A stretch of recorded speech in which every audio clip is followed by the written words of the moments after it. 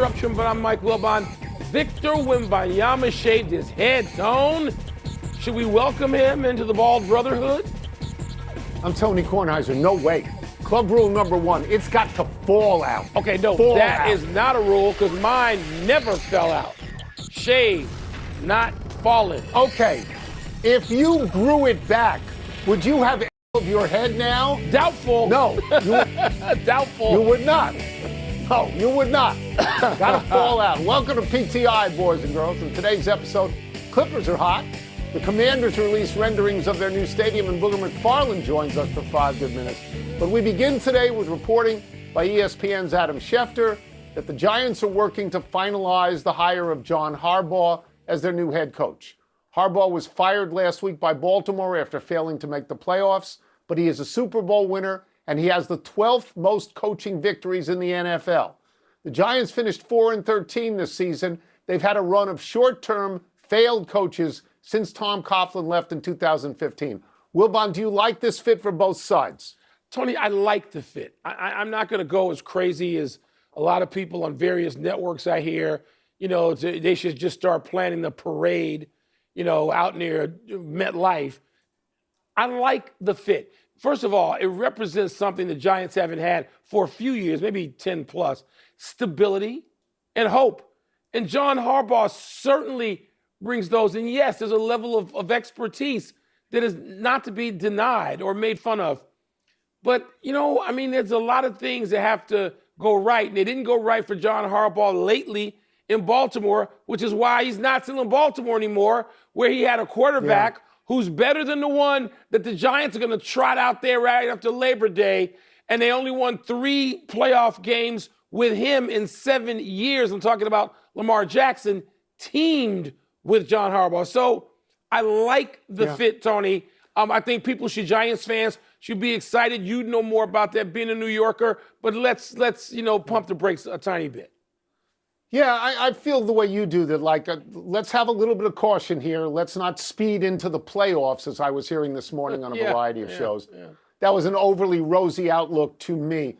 Look, the Giants have been awful for about the last 10 years. Not as stinking as the Jets, because nobody has been, but the Giants have only won more than 6 games twice in 10 years.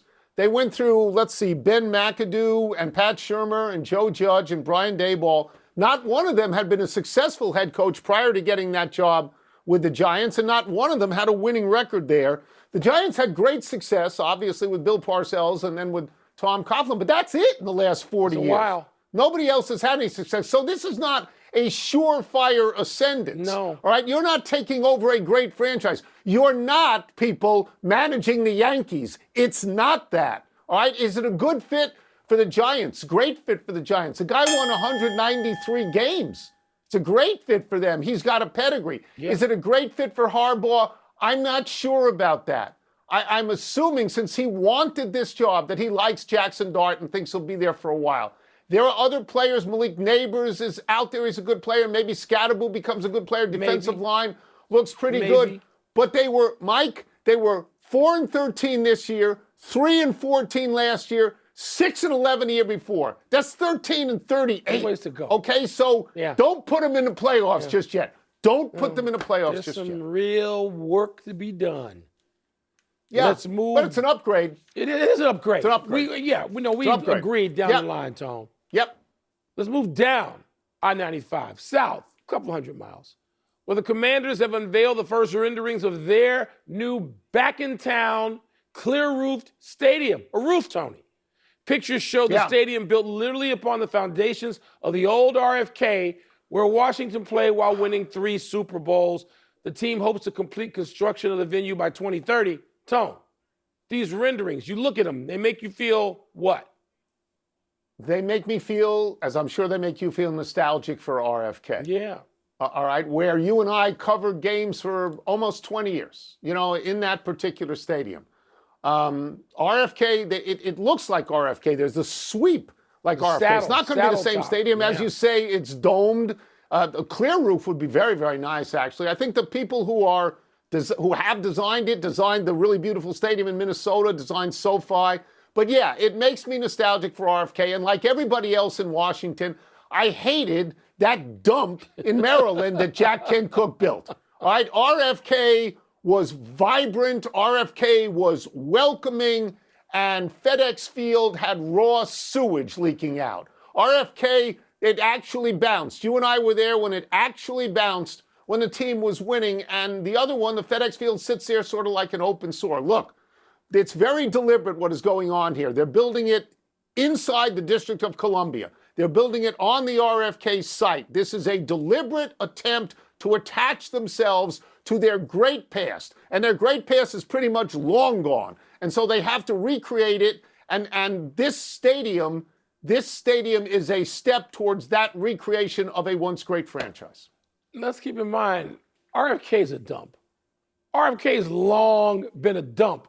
It's just a charming dump, which we like as opposed to FedEx Field, which was just a dump, which nobody liked after about 3 weeks. So let's get that straight. I looked at this, and in the columns that they use, I mean, it really looks like, wow. The columns, the saddle top, which is just like RFK. And if you're in Washington, D.C., and you stand in front of Abraham Lincoln and you look out away from the district, you know that they're in line at the Washington Monument and then the Capitol of the United States and then RFK. They're in perfect alignment. The angles are perfect. And so, it conjures up a certain warmth that hasn't been felt for that franchise until it was sold, till Dan Snyder got out of Dodge. But it's cool. I think we can agree. The roof thing, I hate roofs. Yes. I hate roofs on all these stadiums. Play outdoors, but, nobody's listening to me. Looks good. It looks good. Looks and great. The fact of the matter is that in the last 5, 6, 8 years, people from Washington were outnumbered by people from visiting teams because people in Washington hated the owner and hated the stadium. All right? Let's move to the NBA. While everyone was busy slamming the Clippers, including us, for their miserable 6-21 start, somehow the Clippers have awakened and might be good. Well, last night they beat the terrible Washington Wizards, but that was their 4th straight game in a row that they won. Their 11th of 13. They ran their record up to 17-23. The Clippers are now just one half game out of the play-in, and James Harden says, and I'm quoting here, "We can come all the way back," unquote. Wilbon, do you think they can come all the way back? No, Tony. And I think look, when this season started and I looked at the personnel, I think we all thought the same thing, which was, wow, this team is old and wow, these guys have been great. Can they summon this again? And if they can, how sustainable is it? When Kawhi Leonard is out there, and he's been out there a little bit more lately than I think I thought he would, when he scores 30, they're winning the game. The Clippers are winning the game. Kawhi looks like he did in 2019 when he led a team to a championship in Canada. So I like what they've got, but we're talking about Harden and Kawhi essentially, and then a cast of people. San Antonio's too good. Denver's too good. Houston, when they play some home games, because they haven't, they're going to be really too good. And we know OKC's too good. So all the way back, Tony, I can't see them climbing ahead of any of those teams. We are in agreement on that. I don't see them climbing ahead of Minnesota. I don't see them climbing ahead of the Lakers either. I mean, I see them finishing at best somewhere around 8th. So when Harden says we can come all the way back, because the other teams are actually better. It's funny. For some reason, when I think of the Clippers, I analogize them to the Philadelphia 76ers. I think because they have big name talent that's been there for a few years and big expectations and stuff like that. Philadelphia got off to a mediocre start. I think they were 10-9 at one point. Clippers obviously got off to a terrible start, and now they're working their way back up to where they should be. But last night I watched the Sixers a little bit get destroyed by Cleveland. Let me get the exact score here. 133-107. Yeah. And so what I'm reminded of is in the euphoria of a winning streak, then you get a bad loss to a pretty good team. And so you want to say, stop for a little while now. Yeah. Let's not get crazy. Yeah, that's what I'm saying. Yeah. Tony, let's not get crazy. And particularly in the West, where a league, I know, it's harder. We're not used to young people dominating the NBA. It's always older guys. And so that's why I wanted to believe in the Clippers. That's the history of this league. But, man, you got a lot of great young players, particularly in the West, on those teams we mentioned. It's good that you use the word young. I love James Harden. He's 36. Yeah. He's going to hold up after 82 games in the playoffs because he likes to play 82. That's He's hard. old school, too. Let's take a break. Coming up, the Texans have the best defense in football. We're going to ask Booger McFarland how the Patriots offense matches up. We'll also ask him why teams stop my Bears early in the games, but not late. Not in the fourth quarter. No. Is it 7 wins when you... We have football questions for our great friend, ESPN, NFL, and college football analyst Booger McFarland, wearing a shirt from Old Memorial, one of his local tracks in Tampa. Let's start with this. Texans defense, awfully good.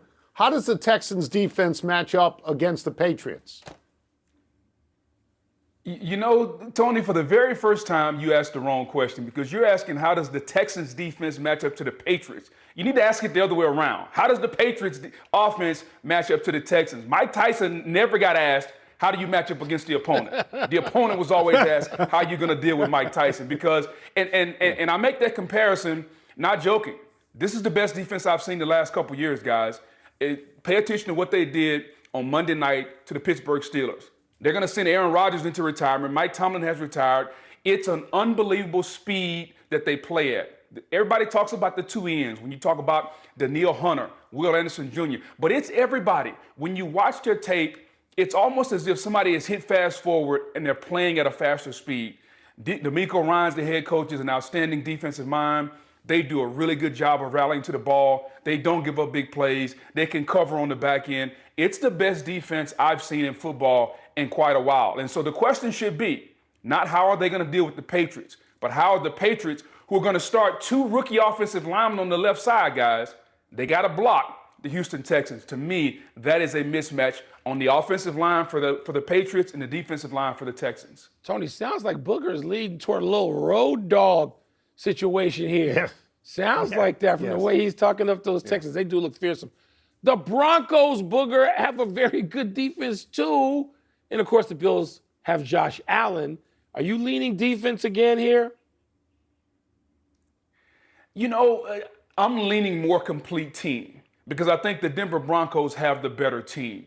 And when you look at Josh Allen and the Buffalo Bills, it's Josh Allen, it's Cook, and then it's a bunch of guys that kind of work well together. When you look at the Denver Broncos, they're a more complete team. Defensively, they led the league in sacks this year. Offensively, Courtney Sutherland, the running back Harvey. I think if you're Sean Payton, here's the question you got to ask yourself. How much am I going to put on Bo Nix's plate? Because Bo Nix is the key. The last time these two teams played each other, which was in the playoffs last year, Bo Nix wasn't ready for the moment. Now, fast forward 365 days or so, now Buffalo is coming to Denver's house, and Denver's the 1 seed. If you're Bo Nix, are you going to perform better? Are you going to play better? If you're Sean Payton, how much of the meat and potatoes do you put on Bo Nix's plate? I think the defense will play well, but you're not going to beat Josh Allen 17-14. They're going to have to score in the mid-20s, and if Bo Nix can do it, and he can play turnover-free football, they'll win. If Bo Nix can't do it, then Superman, along with James Cook, they'll come into Denver and they'll get the win. Booger, I'm going to ask you about the most mysterious team in the league, at least to me, the Chicago Bears, and why it is that teams can have success against the Bears for as many as 3 quarters plus, but not late. What is there some secret sauce? What the hell is going on there? Well, I don't know if there's a secret sauce, Mike. I think early in the game, the Bears going to beat themselves. And listen, and when I say the Bears, I'm actually talking about this offense because the defense is terrible. Yeah, they've led the league in turnovers all season long, which has masked some of their deficiencies, but the defense is not good. And so early in the game, it takes a little while for this offense to get going. It's almost as if Ben Johnson, who's the head coach and the play caller, has to kind of figure out what the defense is doing against him. And then when you get Caleb Williams backed up in the corner, DJ Moore, those guys get to going. And Caleb Williams has that it factor, Mike. You've seen it. Tony, you've seen it. We've been around sports a long time, guys. Sometimes you can't quantify it, you can't describe it, but you know when an athlete has it. And Caleb Williams has it. And it's almost as if late in the game, he tries to will his team to victory. He's not a perfect quarterback yet, but he's got the it factor, and he's a star. So I think against the Rams, he's going to have to play more consistently. He can't wait 3 quarters and then coming in the fourth quarter, because Matthew Stafford, the presumptive MVP, might put up 35 against that defense. So he's going to have to play a little bit more consistently throughout the game. But make no mistake about it, early in the game, it's typically the Bears beating themselves. We will get you out of here on this, and it's a college question. We've talked about the pros, now let's talk about college. It's Monday night. Miami is playing at home against Indiana. What kind of chance do you give Miami against Indiana? Well, first of all, I truly hope the paramedics are around, because Michael Irvin may just pass out at some point during the pregame. Like between he and Ray Lewis, he may just pass completely out because he's going to be so on cloud nine because his Hurricanes are playing for the championship. It's another case, guys, where you look at Kurt Signetti, and we've talked about this on the program all season long. He's got his guys believing that we're the best team. It's not about the number of 4 or 5 stars, because they don't have many. It's about the complete team. They got the presumptive number 1 pick in Fernando Mendoza. He can go ahead and start buying real estate in Las Vegas. He's going to play for the Raiders. Brady and Spatek are going to pick him number 1. This game comes down to, can the team known as the Indiana Hoosiers, led by Signetti and Fernando Mendoza, how do they compare with some of the star power that Miami has? Carson Beck took the $4 million, came to Miami. You got Malachi Tony. You got Ruben Bain. You got Akeem Mesidor. They got first-round picks everywhere on this team. But here comes little old Indiana, who's 15-0, who's favored by 8.5 points. Can the star power of Miami play more consistently and play turnover, mistake-free football? Miami's biggest issues is they've beaten themselves in a lot of games. When they lost to Louisville, Carson Beck threw 4 interceptions. Is he going to be able to play mistake-free football? If he does, and Miami plays to their level, we're going to get an all-time classic. If he doesn't, then we're going to be talking about the Indiana Hoosiers as the 2025 national champions of college football. And I don't care who you talk to, nobody had that before the season started. Absolutely nobody. No, it's one of the great seasons. If they win, it's one of the great seasons of all time, Booger, as always, thank you so much. Thank you. Appreciate you. Anytime. Appreciate it, fellas. Let's take one last